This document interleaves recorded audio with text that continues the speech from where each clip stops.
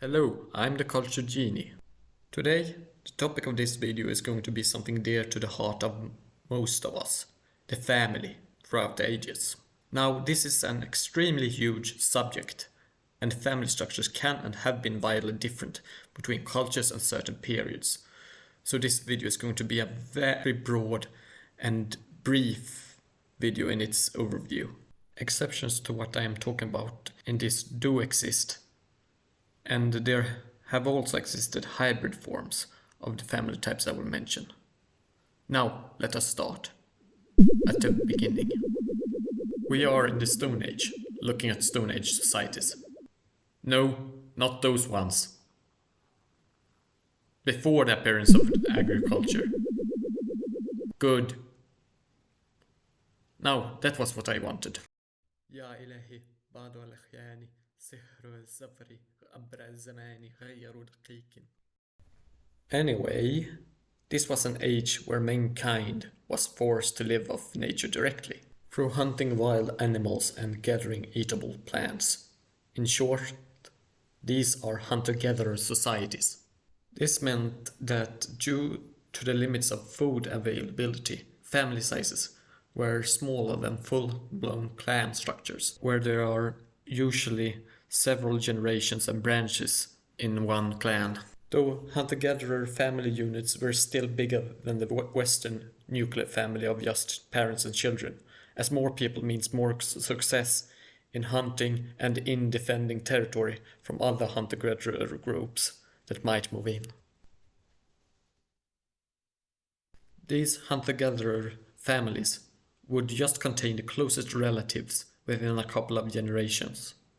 So no more than 3 generations, the grandparents, if still living, their kids, and the children of their kids, with some people from the outside. So around 20 people. In other words, not huge, but still rather sizable. These families would not be alone though. Depending upon local factors such as the availability of food, the total number of other family groups that they could have contact with could be several. Based upon observations of modern hunter-gatherer societies, they can have around 500 members, meaning around 25 families, sharing some sort of culture and actually living rather peacefully together in various territories, though this is under ideal conditions. If conditions deteriorate or were not ideal to begin with, the numbers of contacts could be much lower. And let's just say that genetic diversity in certain Stone Age peoples were not the greatest due to limited contacts. A deterioration in the living conditions with less food and overpopulation would also mean an increase in competition over these areas rich in food. So intermittent violence between groups depending upon the conditions could be common. This is another reason to have a great amount of people gathered in a family group. It offers protection from others and helps in taking over territory when needed. We can actually observe these sorts of structures and interactions in modern times with isolated hunter-gatherer societies. So in short, the primary functions of the family during the Stone Age was to help in hunting, gathering resources, and protection or extending territory. And they were not much larger than 20 members. Moving away from the hunter-gatherer societies of the Stone Age to agricultural societies, we now enter the most common form of family from recorded history. The clan. No, not that one. Clans as in multi-generational kinship associations that can contain several hundred to the thousands of members in their largest and most loose forms, i.e. tribes. The clan is a much bigger family unit than the hunter-gatherer family or their connected societies due to the ability to feed larger amounts of people and to create a surplus of food, which is possible in an agricultural society, which in turn leaves time for socialization of larger groups of people, and thus larger family units are possible to form. The clan as a concept has been and still is outside the industrial world the main political unit for a lot of societies. When we talk about family lines and dynasties, we are talking about clans. Remember this. The clan being the main political unit stands in both theory and much in practice above singular persons. The reason as to why I say persons is because the concept of separate individuality from the clan is very rare throughout history and will demand an entire video for itself. As a person in a clan structure, you are not only supposed to obey the clan and act in its interests, you are also a representative of the clan and not just yourself. This is why, for example, punishing adultery is so important in many clan-based societies. It is because it is not just a question about individual persons, but about a greater political context, where marriage is part of alliances between clans. Arranged marriages are to cement the politics of the clan. Personal interests, such as personal love, risks the greater clan and thus need to be put aside in a clan-based society. Breaking the marriage vow for personal interests such as love and lust risks these alliances. This concept of the clan superseding the individual is also why intergenerational conflicts are so common throughout history, because it was not about singular persons, but about the future of the greater clan and their claims. Since the person of a clan cannot be separate from his own clan, he shares in the depths and responsibilities of the clan. Clans being the center of society throughout much of history is also why honor culture is so common throughout history. With honor culture, I mean the need to answer to insults, affronts, and threats to the clan's reputation, even if it would not be advantageous to the individual person to do so. You need to preserve the face of your clan and its associates. Not doing it risks weakening the clan, or making it appear weak and risk resulting in the clan's destruction at the hands of other clans. This, of course, also means that conflicts due to perceived slights are much more common in clan societies than societies based upon the concept of modern Western individuality. But as a person living in such a society, you are expected, through cultural norms, to defend your honor and through extension the honor of your clan. I mean, not supporting or excusing clan structures saying this. I'm just trying to explain it, and even the explanations here are just an overview. I might even make a video just about clan structures and the culture that usually results from it in detail. But suffice to say, clan culture brings with it a lot of behaviors that non-clan based societies would find problematic even outside increased everyday violence. For example, nepotism, which is illegally helping your clan and its associates to the detriment of others, is a common form of corruption, but it's not frowned upon. Instead, it was, or is, even seen almost as a virtue in clan societies, as you're expected to prioritize your clan and your family above strangers and others that you do not have these familial associations with. Because the clan exists in order to further its, and through extension its members' goal of survival, and the members of the clan should in turn help the clan prosper. Remember that most of history has been dominated by societies lacking a strong state, which can protect individual persons and or limit the powers of large families. Thus, the only way to avoid getting trampled upon or to expand one's own personal power was through the clan, and the associates that existed within them and between them. This is also why nuclear families as a dominant family type only appear in societies with strong states, and most of the world outside the industrial world is still clan-based.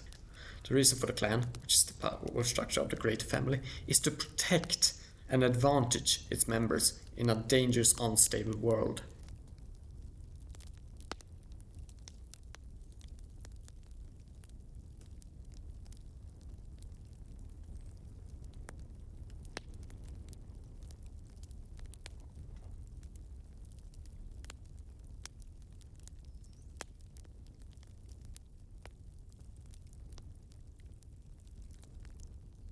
Actually, on the subject of the nuclear family, next type of family to discuss is the nuclear family. The nuclear family, that is to say the smaller family of parents and children, as it appears in the modern world, has appeared sporadically throughout history, but began in its modern form to appear alongside the more dominant clan structures during the late medieval period and the Renaissance, particularly in the northern and western parts of Europe. During the 14th to the 17th century, there are several factors that could have led to the nuclear family appearing.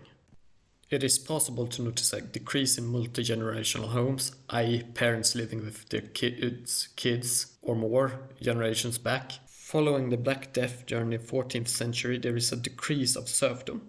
Serfdom here is in contractual obligations between peasant, serf families that should be interpreted as clans, and landholder families and their clans in favor of more direct ownership by individual persons.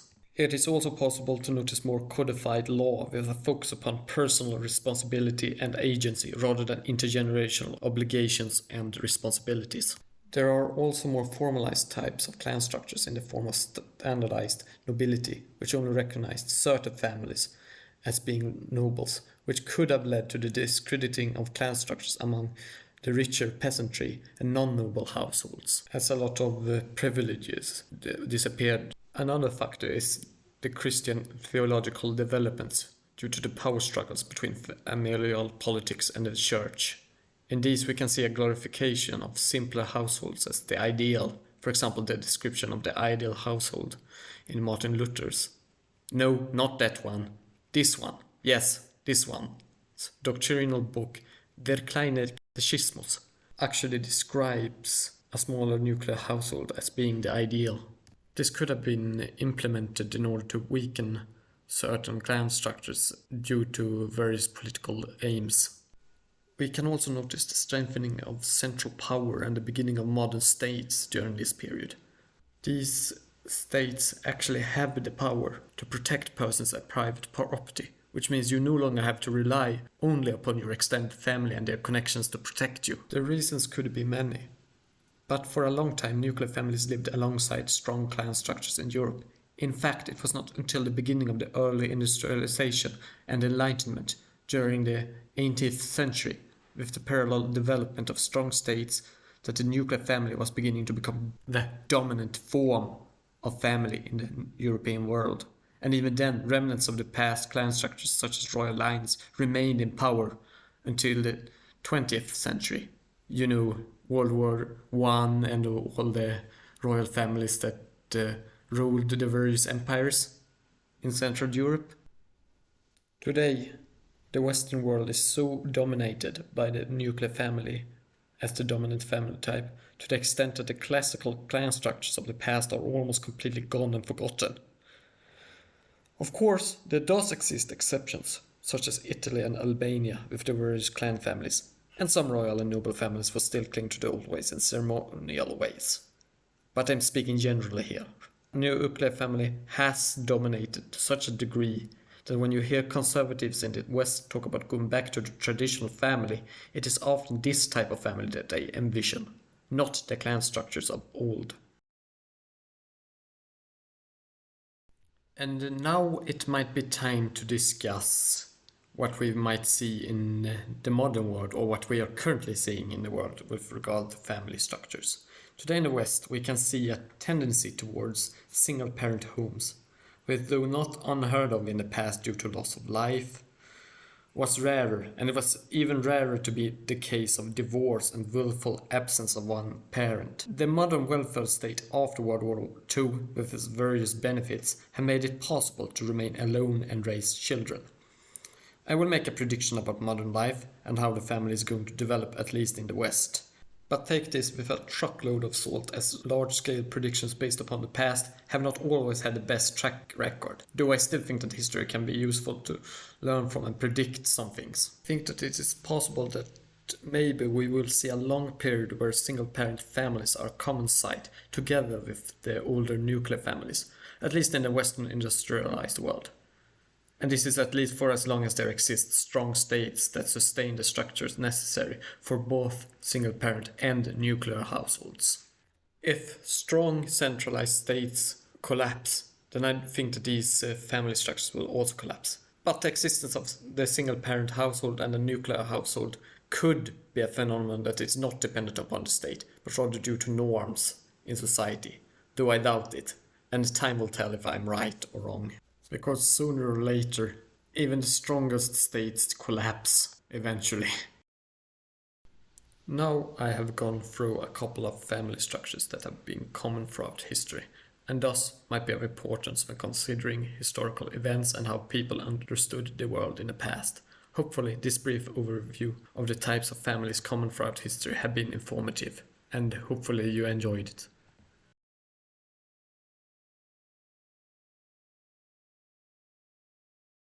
Please do subscribe as it would help the channel spread awareness about the humanities.